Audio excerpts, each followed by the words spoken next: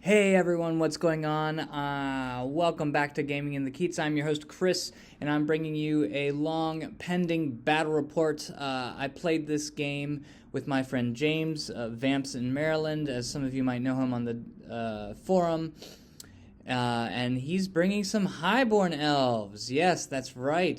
This is the army that I have been slowly, like molasses, painting this army for him, but it is starting to come together, and I'm very excited to showcase it once it's all complete. However, it is not quite done yet.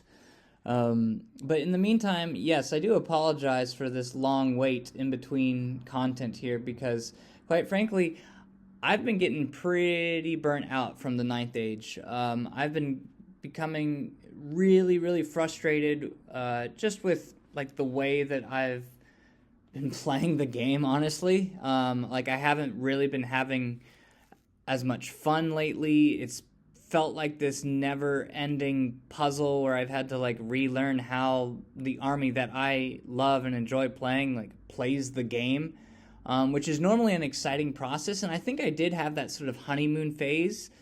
And now I'm kind of in, we have our peak, and now I'm in a valley of just like brain fog. And so what I've decided to do is to just take a step back from actually playing the game, and I'm now started just watching other people play, and hanging out with friends, of course, while we do that, to make this like a really fun and enjoyable experience, and then also just continuing to do a deeper dive into learning the new rules. Not specifically for Dread Elves, but just for the new Hotfix Freeze anyway. So this battle report took place right after the freeze was initiated. So without further ado, let's get into the lists. Alright, so this is my Dread Elves. It's a bit of a revamp from my tournament list I did from the Titans Winter Clash. I took my tournament analysis and tried to change up a few things. I dropped the chariots. I added a second unit of Corsairs. I turned the Dread Prince into a mounted character on a horse instead of the chariot. And so this is I'm calling this the Ryan Stottle build because it's awesome. But I think the only difference in my build versus his build is that I put in Battle Line Hero for the Discipline 10. But otherwise, I think it's like the same build. It's basically, a 2-up, 4-up Prince with paired weapon Shieldbreaker. And let's note this, one of these many changes in the hotfix. Shieldbreaker no longer caps at wounding better than a 3+. So that +1 to wound on strength 4 with Artistry of Death on Shieldbreaker for that prince is, it's nice. It's a nice thing. Oh, especially if you put him in a unit that is now has Press of Ranks, so he's effectively getting +2. Oh, it's a beautiful thing. With no armor save allowed, I love it. I love it. But this won't have that exactly. But we still have a Potion of Healing in there. I got my Exarch in here as well.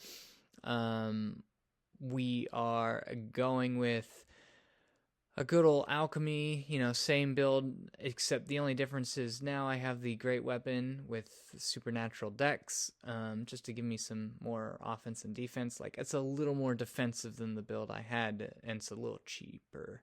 So that's my characters. We got the 34 spears with the Stalker standard, so I feel like that is standard. It's probably what I'm going to be running if I'm running a big block of spears, because I want them to be able to walk into those ruins that seem to be placed all over the place on these new maps. Ruins, forests, etc. And just I just don't have to think about it. 2 units of Corsairs. We're doing the 2 units of Corsairs instead of the 1. I think this is going to be fun with a lot of shots from those repeater handbows. So that's 56 little handbow shots there with stand and shoot. We got 9 Dread Acolytes. We're also filling out the magic here. I'm trying these guys out. Whispers of the Veil, so I get double -1 resilience, and I get a nice little random movement in there. We got a Banner of Courage, just because I know that they're going to be taking heat. I don't want to have to think about doing discipline checks on that unit. 4 Gorgons, because they're awesome. I love them. I love playing them. They're a lot of fun. 2 units now of Obsidian Guard, both with the Banner of Orlane. I think that will be interesting, trying them out. So I have a wider BSB bubble effectively, and now those 2 units, so what, that's, if I'm 6 wide, 6, 12, 18, 24 attacks from a charging unit, which is really nice. Offense, defense 6, strength 4, AP 2, and then that can be adjusted with magic. I like it. At agility 6, no less. We got the Divine Opener of Yemra again, so we get that +1 mobility and Devastating Charge Strider for all my units in 12 inches of it. That's nice. 5 Harpies for Chaff, and a Miss Leviathan to kind of like combat shooting effects and, combat the shooting of my opponent's army, and also just get in the way if it needs to. Just like be a missile soak if I need it to be. I'm just gonna shove it in my opponent's face and be like, you need to deal with it. Otherwise I'm gonna charge and fly stuff, or like charge this flying monster into something juicy, hopefully. But anyway, that's my list. Okay, so going over my opponent's list for today, we've got his general. It's a mage, Order of the Fiery Heart, which is nice with alchemy, so he can do those awesome spells, the damage missile spells into combat, if he's in the combat. A good spread of spells here: Living Steel, Corruption of Tin, Molten Copper, Word of Iron, Quicksilver Lash. My opponent did take the Hereditary. I think he dropped Corruption of Tin. And then now he has a string of commanders here, which I think is pretty interesting. So he's got just this cheap commander attached on a horse with the Nova Flare, like Dragonforged Armor, Nova Flare. That's it. I think for his point cost, what he does to support the unit of Rima that he's going to be going in, I think is pretty awesome. We got the Battle Standard Bearer, the Grand Master of the Sword, with the protection of Durak, Great Weapon, Elven Finesse, Rod of Battle, so he's got another +1 to hit in there, so that's pretty cool. We've got 2 +1 to hits potentially. And then, let's see, so that guy's going to, interestingly, I think be going into the Spears. And then we've got another commander who goes into the Queen's Guard. She's the Queen's Companion, just a spear and a longbow. So she just has those extra shots, but she gives the Queen's Guard accurate, if I'm not mistaken. Yeah, she gives them accurate. We got 36 spears with the Navigator banner, so they have devastating charge. No, excuse me. They don't have devastating charge. They have first strike, yes. First strike, 5-up Aegis. So that's a beefy unit. I think the Highborn Elf spears are pretty. They've basically now become Dread Elf spears. The only difference between my spears and his now is that, like, with Press of Ranks, I can effectively have a +2 to wound to a max of wounding on 3s. So, take that. But he gets more bodies than I do, and he gets more fight and extra rank than I do, so boo.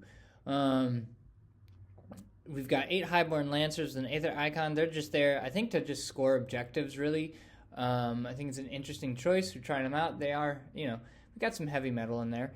A 2-up save and core.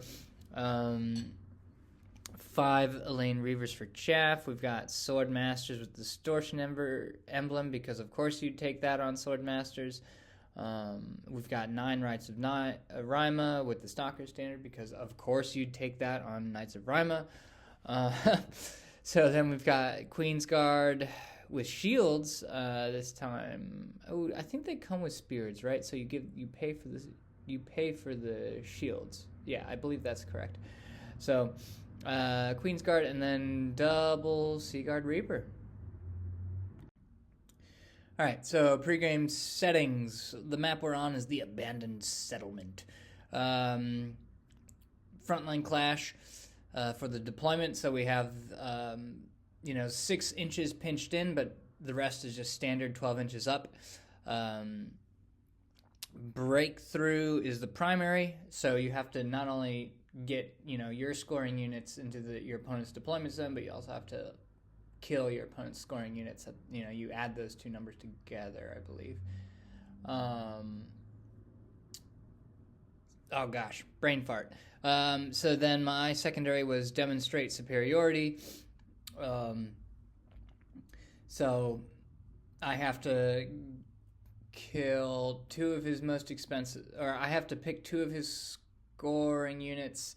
In this iteration, I picked two of his scoring units, and I have to kill one of them. I have to kill one of them by the end of the game. My opponent, I believe he had Master the Veil. James, if I'm wrong, you can comment below. But this game actually happened pretty much when the Hotfix Freeze. It happened a while ago. It happened right when it came out. So I don't quite remember. All right, so matchup analysis here. For the macro side of things, I got to find a way to push my opponent because he just has better magic and more range than I do. I do, interestingly, I think have more quote-unquote chaff pieces, or pieces that I could theoretically use as chaff. So for example, the Corsairs can do that in a pinch, especially with the +1 mobility on them, which is fine. The Leviathan gets to do that. He dies for the cause, and I have Harpies. So yeah, we got a lot of small little pieces to get in the way of the Swordmasters or the Rymanites. And so his army is a lot more compact than mine, so I have more light troops, and my goal will be I'll try to attempt to envelop him if my opponent gives me an opportunity to do so. However, on the micro side of things, my goal is to use my light troops to effectively trap the dragon princes. That's my only way I feel like I can deal with them, and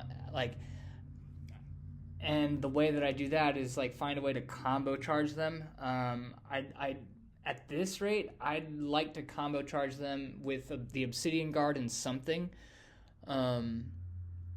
because I just cannot let this is the crazy thing about the Swordmasters and the Dragon Princes. Now they have first strike, first strike +1 offense at least. The Swordmasters get +1 defense as well. And then, with the Dragon Princes, they get first strike +1 attack. Not devastating charge, mind you. First strike. And that makes a massive difference. So, in my opinion, that's pretty nuts. The Queen's Guard plus the Alchemy and the Reapers, that's just tough for my list to deal with, quite honestly. I'm going to use the Leviathan as best to my ability, but the stuff that my opponent probably wants to be shooting at is not height 1. So, for example, my Acolytes or the Gorgons,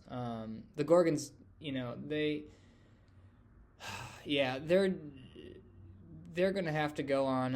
Acolytes and Gorgons are actually gonna, I think, have to combo charge something. The Spears, normally in this type of matchup with Highborn Elves, I use the Dread Elf Spears to counter Swordmasters or other elite infantry, because they historically have traded really well and have hit way above their weight class. But that was back when line formation was a thing, and so now let's see if my Swordmasters with the altar and a character Exarch can break through those Swordmasters. That's at least my goal here. But ultimately, I don't think this is a good matchup for me, especially if my opponent goes first. And James has he's been in the rules design team, and he's been just gradually but like exponentially at the same time. No, nope. Just yeah. He has been improving a lot, and just really becoming so knowledgeable about the game and like how to play his just different armies. And like the last time I beat him was probably last November, to be honest. So it's an orange matchup for sure on my end. I think the Highborn Elf elite stuff kind of out elites me now with the new current rules. So I'll have to find a way to just put a lot of pressure and combo charge where I can. Okay, so my opponent won. I won the roll, I guess. So I chose sides. I didn't want to give my opponent the hill. To give those Queen's Guard just like an awesome threat position. And then the other side just didn't have any cover, really. Like, so I chose this side because I at least get a forest. But and then oh gosh. So anyway, whatever. I chose sides. My opponent drops for first turn, and so from my opponent's side, just ignore the blue tape. That's there for 40k events. You got Bolt Thrower, the 8 Lancers, the big brick of spears with the BSB, and the Fiery Heart Mage. We just got 22 Swordmasters in here. He has his chaff piece right here of Elaine Reavers. We got the Queen's Guard right here, and then we got the Dragon Princes rocking down that right side. This here, the Queen's Guard to cover the Dragon Princes, just like, I really had a hard time deploying to counter that. And I just already feel like maybe I just should have had all these 2 units, like not even bother on that side, really just push them over to the left side, to be honest, because like, it's still obviously keep my chaff around to like deal with the Dragon Princes, but this was my way of like being out of range of the Queen's Guard like as best as I could. And the Dragon Princes, like, yeah, they take a lot of space, but I can jump in front with the Leviathan and then push forward actually pretty aggressively with the infantry to jump on them. So that's my plan here. But yeah, we got Corsairs covering the Obsidian Guard, Harpies, Leviathan, Spears with the Exarch and the Altar. We got Corsairs again covering the Obsidian Guard. And then we got the Acolytes in the center with the Prince there. And then on the far right, these Gorgons are pretty out of position at this rate. I don't know why I needed to deploy them that far. I could have at least, if I wanted cover, I could have just like nudged them a bit closer, but ideally they're probably a bit more central at this rate. Yeah, these Gorgons are out of position, and then my right side is questionable. I did Vanguard here with the Spears up because I was the defender, and so I Vanguarded and trying to use the Impassable here to cover my flank from the Dragon Princes. So that was my play there. Alright, so my opponent's turn 1. He doesn't move up very far with the Dragon Princes. He's just kind of he's staying back and trying to cover the Queen's Guard effectively. The Swordmasters don't really need to move up. He pulls his chaff with his Vanguard back, and then he just kind of nudges forward with the Spears. He doesn't really move here. With the Cavalry, he doesn't really need to at this rate. So, and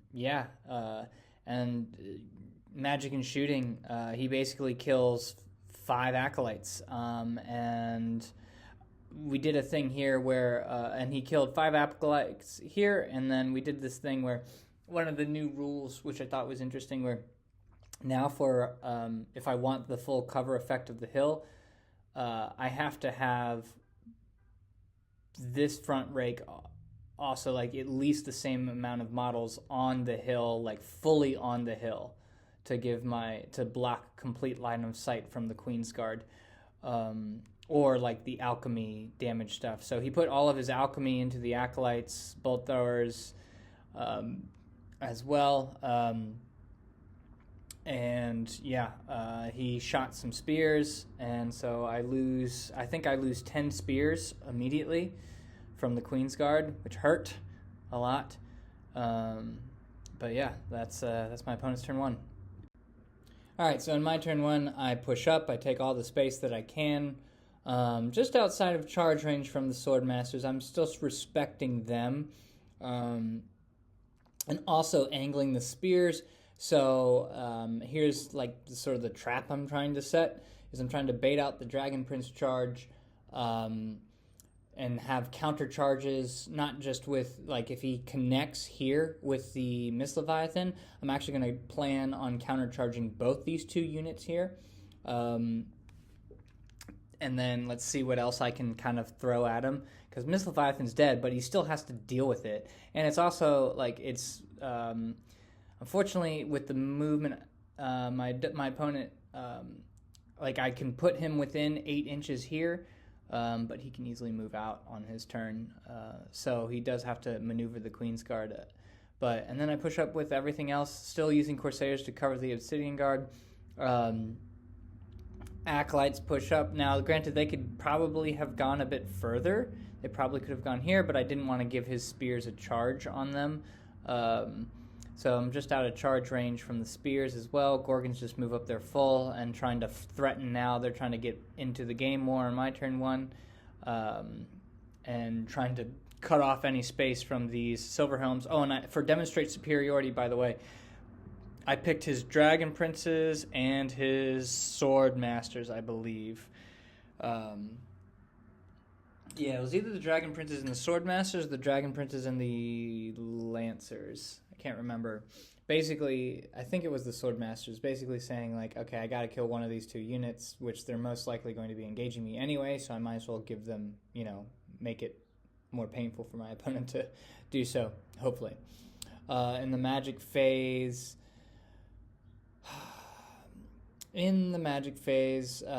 it's actually completely uneventful. I don't get off any spell, and any other spell, and my opponent stops the random movement on the spears. So, not much to report there. Okay, my opponent's turn 2. He moves back with the Lancers. He kind of doesn't really move with the spears. He kind of pushes just a little bit forward with the Sword Masters to give himself some space. He does activate his chaff, and he chaffs the spears now, which sucks.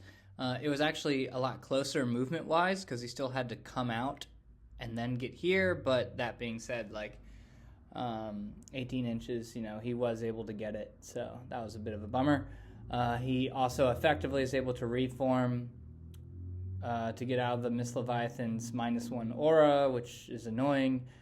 The Queen's Guard, and yes, he does. He goes for the Mist Leviathan because he's just like, I don't care if you're trying to trap this unit. This unit's really damn good. So whatever. He gave no fucks there. Yeah. All right. So you're seeing a combination of.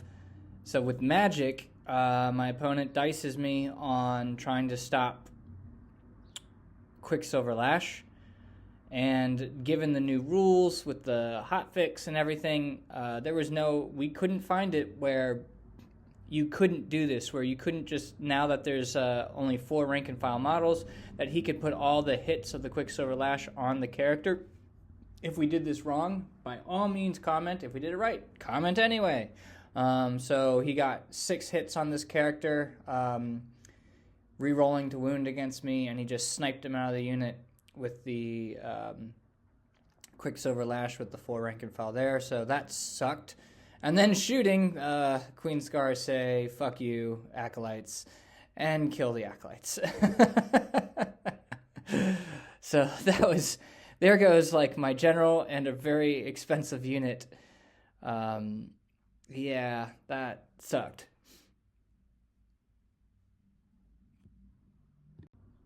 And Dragon Princes make short work of the Mist Leviathan, no problem. And they reform to face the front of everything. So yeah. Okay, so my turn too. All right, so Corsairs charge the chaff, and then what I do is I combo charge the Obsidian Guard and the Corsairs to activate their maximized charge.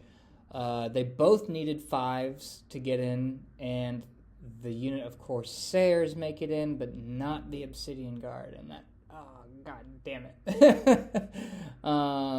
So that hurt. I really wish the Obsidian Guard had made it in, and like the other way around. And so in place of that, since they failed, I figured, well, I'm going to put the Harpies here to redirect the Dragon Princes if this doesn't go well, and so he can't just charge the Obsidian Guard. My intention here was to prevent him an overrun onto the Obsidian Guard with this chaff maneuver. However, unfortunately, we come to find out that I did not successfully do that. And it was by like just a millimeter. I was so gutted. Which kind of gives away what might happen here. So Corsairs also, though, they have an overrun onto the flank of the Dragon Princes. They do need a 9. It's it's a long way, but I'm going for it. You might as well. I didn't want to do it with the spears because it would be exposing the flank of the Swordmasters, which wouldn't be their flanks of the Swordmasters. Yeah, you can also see like bolt throwers picked off to Obsidian Guard here. I push up here with the Obsidian Guard, just trying to give myself some options. I push up with the Gorgons, trying to threaten the flank of the spears. Basically, this unit, I know that they can come right past, but they know that they cannot get out of the line of sight of the Obsidian Guard. I pre-measured that, so if he pushes this unit forward, hopefully my Obsidian Guard can shoot them, or to charge them, or he just has to sacrifice the Silver Helms to my Gorgons. I still can see the bolt thrower with this unit, so I just thought I'd give myself some options there. Magic, in the magic phase, I do get off a -1 resilience on this unit, and I get off a -1 armor save on this unit, which is helpful. My opponent stops the hereditary. And the Corsairs missed their overrun. Ah, man. Oh, well. Oh, man. Yeah, this sucked. So, but, the Corsairs go in, and they kill 3, so I'm happy about that at least. Like, they tried. But, oh my god, with first strike +1 attack, it's just like, god damn it. Like, so annoying. And then, of course, he pops his Nova Flare. The Nova Flare guy the Nova Flare guy killed 3. And then we go Simo, since I charged. And, like, it's a unit of 14, so I had 11, and they killed 10. That sucked. So this unit auto breaks, right? And they're destroyed. So yeah, my opponent charges the Harpies, and, we come to find out, like, we use the laser, and it's really close, but, yeah, sure enough, I did not successfully do this correctly, even though I really tried. It's one of those things where you kind of miss Warhol, where you're like, god damn it, I could have just, like, that would have been so easy. But, yeah, oh well, just do it better, Chris. That's my lesson learned there. So, anyway... my opponent he just needs to turn the face, really. He just has all the range he wants. He can just shoot into whatever unit he wants. My opponent does not put his Reavers in front of, or not Reavers, excuse me, the Silver Helms in front of the Gorgons, and instead he just comes into the space here. But I think his plan is to just put all the effort into the Obsidian Guard now. So, yeah, and then he just backs up from the Gorgons at this rate. Yeah. And this is very frustrating. So Magic, he kills 5 Obsidian Guard, and then the unit fails their rerollable leadership check on an 8, which, is certainly, that's definitely, it's not like the most improbable thing there. They're only discipline 8 with the elven infantry here. So yeah, even with the reroll, they fail it, and so now they're shaken, so they can't do anything for the turn. So my opponent uses his range damage then to shoot at more of my spears, and also the Corsairs. So he gets the Corsairs down to like 2 models. And here's a beautiful shot of my opponent outplaying me and kicking my ass. He makes it into the Obsidian Guard. No problem. So, yep, that was my fault. I just didn't do the maneuver well enough. So, there you have it. Alright, so, yeah, I'm doing what I can here. With the remaining, I think there's only like 2 models in here. With the remaining Corsairs, I chaffed the Swordmasters. I just pushed the spears like right up front. I did, which also prevent, unfortunately, there is space for him to walk, I think, just out of my line of sight. Again, one of those little micro mistakes where it's just like, I could have easily just corrected that. Like, oh well. So, poor play on my part. I do charge the Gorgons into his spears. I know this isn't like the best position for them, like charging the front of Highborn Elf spears with the press of ranks thing and like the extra rank of attacks.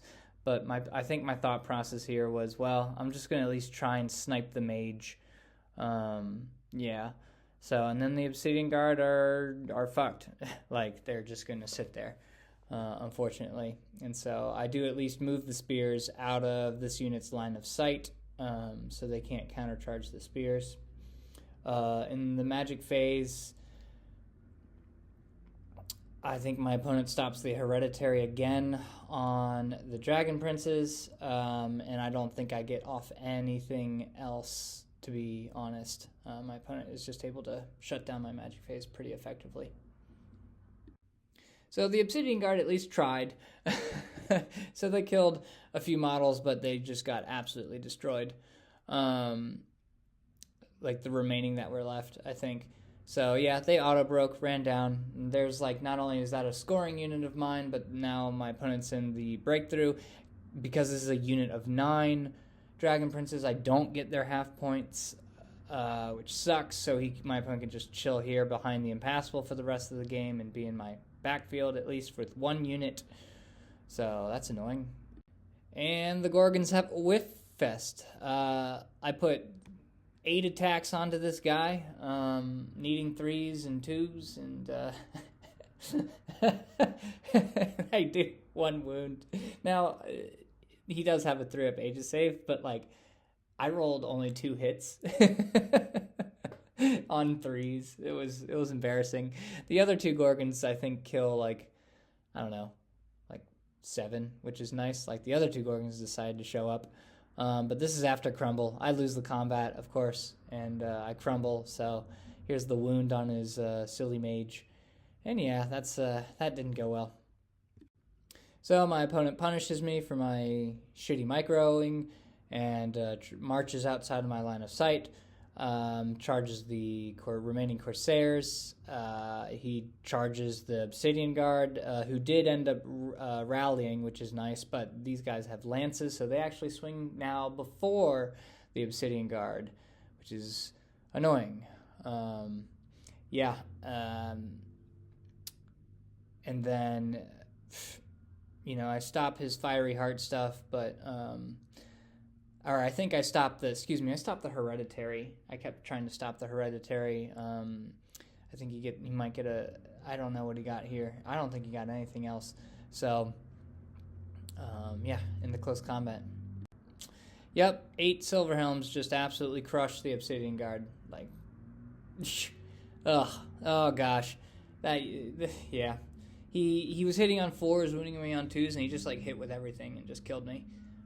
Which sucked. I think I had like 1 or 2 models left. I did put some wounds on him, but he made every save, so that whatever came back. So, yep, this is just a unit filler for 3 extra models here. So, yeah, both my Obsidian Guard units just got fucked by cavalry. And last-ditch effort here. I charged the sword masters with the spears.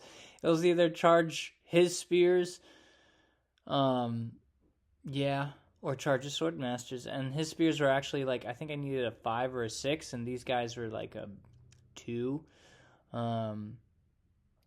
So I just went with the easier choice. I'm hoping to like do enough where, I can maybe make the unit less combat ineffective and break them, and then just run and hit the board edge, and then just turn around. That's my goal there.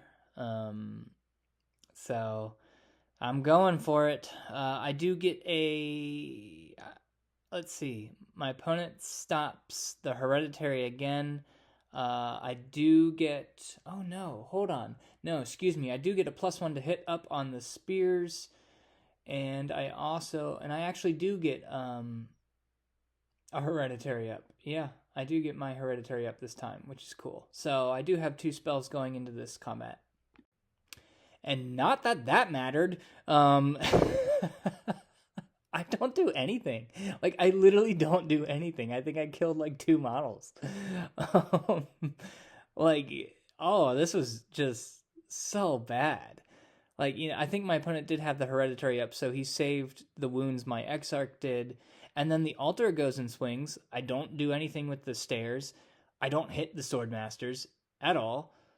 I just rolled terribly. I didn't kill, I think, a spear. Like, the spears kill 2 models, and then he just swings onto the unit, like, just utterly, like, destroys me. Yeah. And it's an auto break. He chases me down. And that's the end of the game. I have no models left on the table. And it is bottom of 4. So, woof, that was rough. And there you have it, folks. It is a pretty solid victory here for the Highborn Elves. I think I only managed to get the Elaine Reavers, and that was it.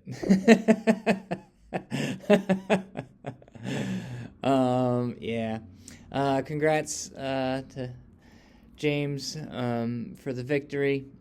Well deserved. And that was a tough one. So let's go over some post-game thoughts and things I probably could have done better, and some things I learned. Okay, so post-game thoughts here. Help. I think my overall approach to how I'm playing Dread Elves and how I'm playing this army has kind of just become very disjointed. I don't think I'm playing this army very well. I'm continuing to make a lot of, I think, macro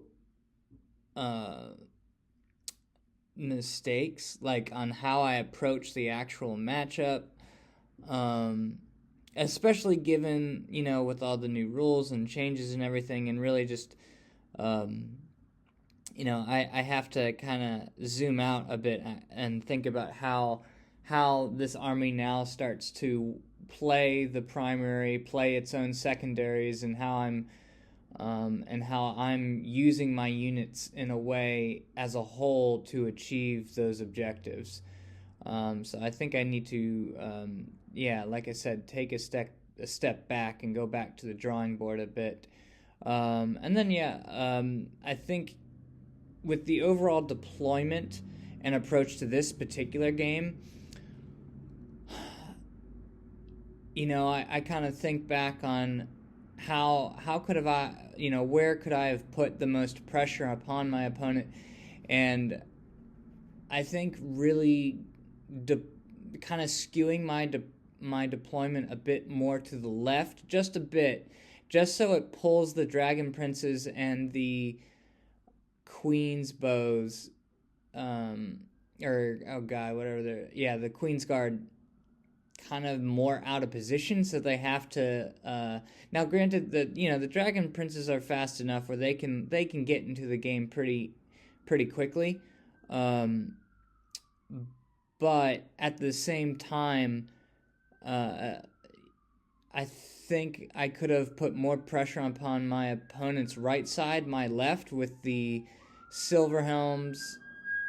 Hello, ambulance. With the silver helms and the my opponent's spear block, because that's also where his mage was. His mage was pretty central, so if I just kind of overloaded the left hand and just kept some like preliminary light troops, just using that impassable terrain more to my advantage there, to keep the light troops kind of on standby to intercept the dragon princes, making sure that they couldn't get shot until they need to die for the cause here to prevent their advance, I think might have been the better play. So that kind of goes into more of a some micro elements, but overall it's just like taking a bigger step back about how I'm deploying my army in general. I did think it was an interest. I don't mind the idea of using the Corsairs, for example, as like screening out the Obsidian Guard, making sure that the Queen's Guard just couldn't see them. But I was thinking maybe I could have done that also with the Mist Leviathan, for example, with my Acolytes, so that, if my opponent is spending any missiles for magic, or the bolt throwers are shooting anything, he's shooting at the Mist Leviathan, he's shooting at the spears, which have the most health points, he's shooting at the Corsairs, which are probably going to die anyway, or he might have to focus his attention on the Gorgons, and so I think that's where I really kind of failed in my deployment there. I think I shouldn't have hid that Mist Leviathan, for example. So this goes into some more micro conversations here about so first of all, let's back up a little bit. Going to the Harpy Chaff, that was just my mistake, not so much in the actual, not just in how I positioned them, but also communicating my intention to my opponent more clearly. I could have done that better for sure.